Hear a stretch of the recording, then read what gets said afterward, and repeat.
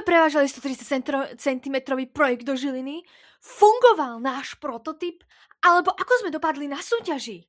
Toto všetko uvidíte v dnešnom videu, ale ešte predtým. Daj tam ten like a odber. Ja čakám.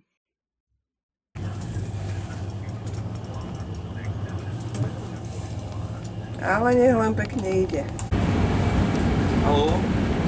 Mami? Predtým, ako sme šli cestovať do Žiliny s týmto projektom, sme volali na Infolinku. Tam sme sa pýtali, že či tento projekt dokážeme prevážať ich vlakom, ako ho máme prevážať, lebo väčšina ľudí asi nepreváža obrovský kôš, ktorý sám triedi odpad vlakom.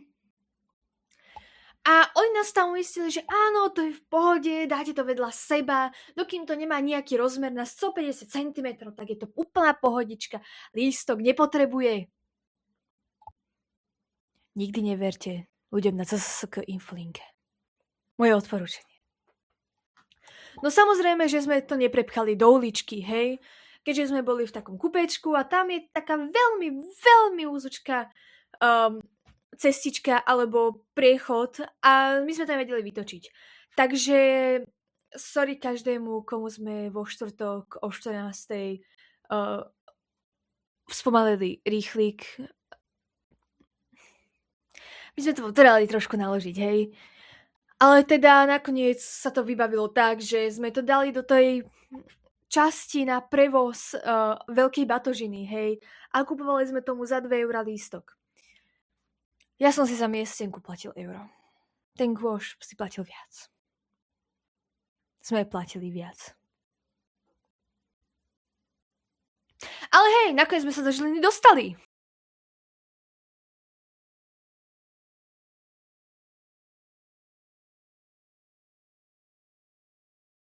Není toto náš bus? Nie, nakoniec sme na ten bus nešli, lebo sme ho nestihli. Ale hej, aspoň vznikla táto vtipná fotka.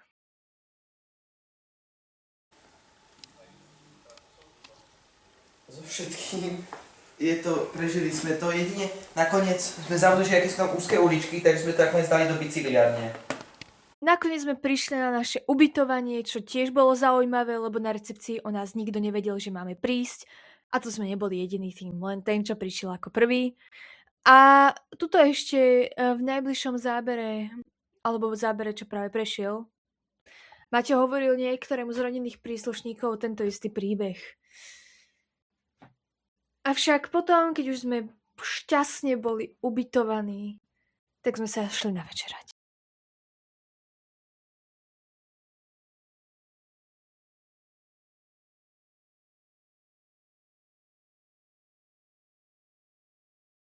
Títo dvaja, čo sú na vašom príjimači, ešte nevedeli, že za chvíľu pôjdu taxíkom, ktorý takmer 2-krát havaruje za 6 minút cesty.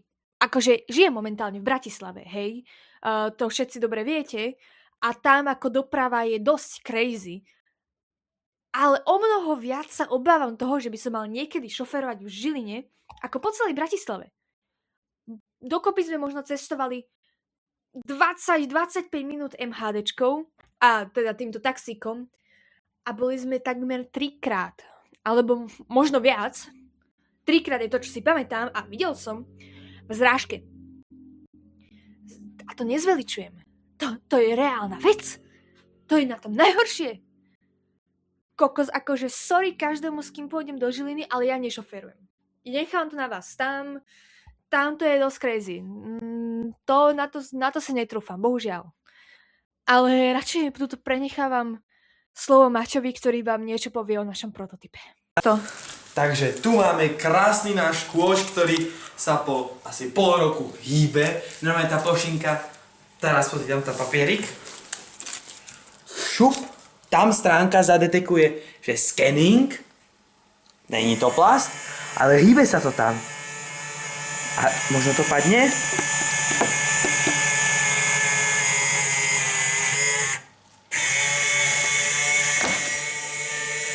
A možno to aj nepadne, keďže to To je velice... Potrebujeme to naolejovať proste. Treba detský olej, ako tuto pán Martin. Hej, vyhodnotil. Plastik. A je to plastik. Není to plastik. No je to blok. No to je papier. No je. To plast není. Ale nie je to normálny papier. Je to neinteligentný papier. V každom prípade yes. Ako je počuť, na týchto záberoch už som poriadne unavený. Bolo po 9. večer s cestovaním a všetkým týmto, takže prosím, berte následujúce zábery s rezervou. Ja som bol fakt unavený. Dobre. Tu máme našu stoličku. Dobre.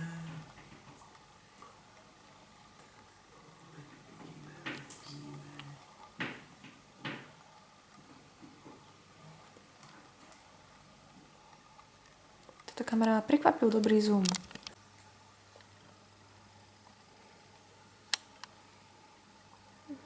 Vidím to na spánok.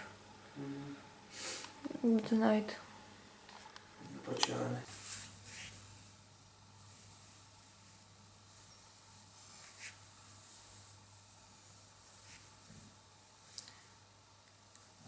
Dobrý ráno. Jeden súťaže a moje vlasy si povedali, že nie. Nevyjadrujem sa. A hej, sme na ubytovaní. Maťo sa išiel nájsť. Ja momentálne tiež idem jesť. A už sa pripravujeme. Koľko 7:43, za 15 minút začne registrácia a my ešte musíme ísť kúpiť olej. Pýtate sa prečo olej? Lebo nám nekúže plošinka. Easy fix olej. Takže tak. Pozrieme sa, že čo sa bude diať. Uvidíme, jak to bude. Prekupovali sme si lístok na skorší, aby sme sa nešli večer o 8, respektíve o 6 smer dom, ale aby sme už o 4 vyrazili. A hej, no, tak nejak. Až pri pozeraní tejto footage som zistil, že na tom zábere som vyzeral fakt, že zničene. Ale verte mi, ja som nebol tak duševne zničený, hej. Ono to len vyzeralo, že som nespal a bol úplne akože namol, hej. V realite som sa pomerne dobre vyspal. Jediné, čo mi spôsobilo infarkt, bolo, keď Maťo o 7 ráno ma zobudil s tým, že Felix, zaspali sme. To mi už nebolo všetko jedno, to som vypálil z postele, pozrel som sa na hodinky a skoro som zabil, lebo 7 ráno, akože dobre, check-in v Žiline, tej Žilinskej univerzite, bol o 8, ale akože myslel som si, že už je tak, že 10 hodín, hej, a že sme úplne zaspali a že je to v keli. V realite bolo 7. Ale dohodli sme sa deň predtým, že hovorili sme si, že o 6 vstaneme, hej, pôjdeme kúpiť ten olej. Takže áno, mal pravdu, zaspali sme, ale nie tak, aby som dostal infarkt. Keď sme mali olej, vyrazili sme smer Žilinská univerzita. A tuto vidieť 80-krát zrýchlené zábery z nášho prezentovania. Bohužiaľ dostanete len toto, ale to bol bizár. Keď sme predtým skúšali, všetko fungovalo, avšak keď sme šli prezentovať, Murphyho zákon sa ukázal a tuto sú Maťové pocity z toho celého. Maťo, ako to feeluješ? Ako feeluješ túto súťaž? Povedz nám do kamery. Teším sa na cestu domov. Chcem sa vyspať vo vlastnej posteli. Chcem to dospať. Chcem spať do miliónte večer. Ráno. To sú všetky vaše optimistické pocity? No, optimistický pocit je, že 0. Mohol nám zlyhať ten prototyp. My sme ho hodinu testovali a nič. Zrazu vlastne šup, dojdeme na miesto, piesty nejsú synchronizované, netriedí to dobre, ani ten sprostý papier, čo sme nenatrenovaný, nepadne, to je hrozné. Uvidíme, ako skončíme. Ďakujeme za vstupku. Ako vidieť, optimizmus nechýbal a energia podobne. A už len zostávalo vyhodnotenie. Takže poďme sa naň pozrieť. Vyrieši ten hlavný problém to, že tu nevie zhadzovať veci. Pokiaľ ste čakali nejaké šťastné zábery a konfety, že by tu lietali, tak vás sklamem. Bohužiaľ sme sa neumiestnili nikde, ani sme nič nedostali a nevyhrali. Ono, proti robotickej kosačke alebo 3D tlačiarni laserovej sa ťažko bojuje s košom, ktorý tam vlastne pomerne dosť nezapadal. Ale nevadí. Ono, na konci príbehu vlastne mám pocit, že sme ich najviac zaujali. Zastavilo sa za nami toľko ľudí, keď sme to testovali ešte na tej Žilinskej univerzite, že sme spravili, myslím si, že väčšie promo ako hocikdo tam. A vlastne to nebolo až také zlé, hej.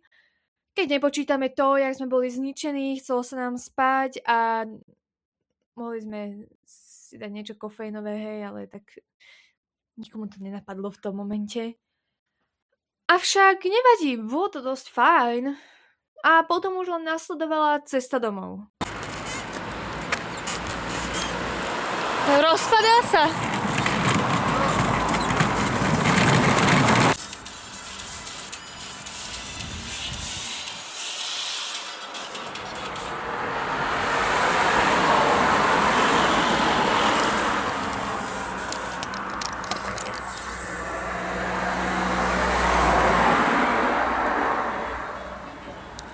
Úprimne sme sotva fungovali, ale... Hej, čo to je za klip? Choď preč! Choď preč, Satan!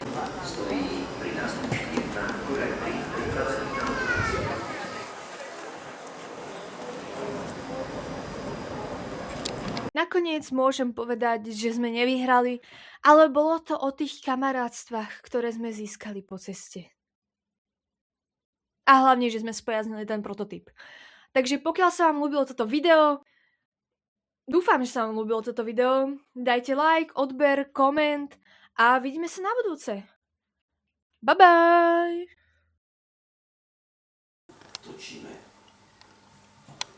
S.